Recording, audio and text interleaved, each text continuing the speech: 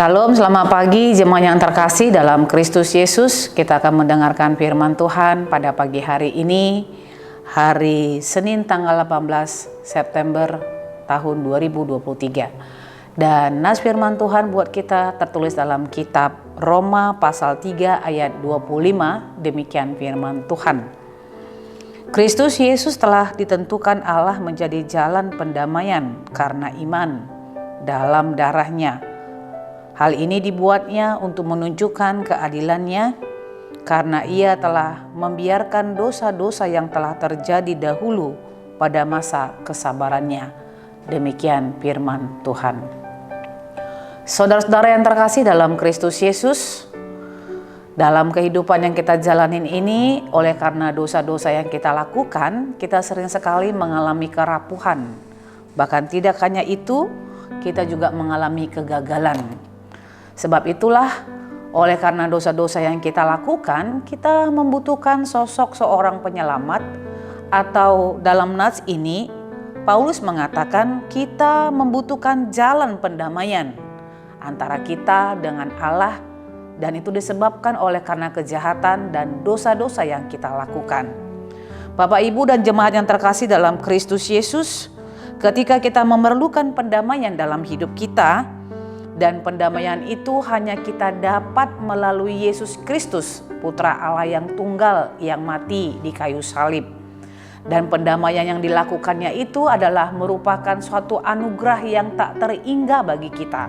Sehingga kalau Allah telah melakukan pendamaian bagi kita, dan itu merupakan suatu anugerah bagi kita, kita yang telah diperdamaikan dengan Allah seharusnya tetap hidup di dalam takut akan Allah. Dengan kata lain, tetaplah hidup di dalam iman yang kita percayakan kepada Yesus Kristus. Dan dalam hidup dengan takut akan Tuhan, yang beriman sepenuhnya kepada Kristus yang telah diperdamaikannya dengan kita, maka kita harus memahami apa yang diperbuat oleh Allah di tengah-tengah perjalanan hidup kita, secara khusus ketika Dia mengorbankan dan memberikan anaknya yang tunggal sebagai jalan pendamaian bagi kita, itu adalah menunjukkan suatu keadilannya kepada kita.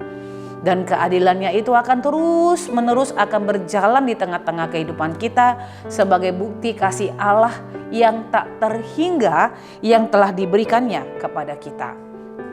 Ketika Yesus telah ditentukan oleh Allah menjadi jalan kedamaian ataupun pendamaian karena iman, dan di dalamnya itu adalah merupakan suatu anugerah bagi kita. Sebab itu kita memerlukan kehidupan yang terus hidup di dalam kebenaran, di dalam firman kebenaran yang telah diajarkannya kepada kita. Salib Kristus itu adalah lambang pendamaian yang telah Tuhan lakukan kepada kita. Dengan demikian, keadilannya akan terus dinyatakan dalam perjalanan hidup kita. Ingat, kita dibenarkan bukan karena perbuatan baik kita.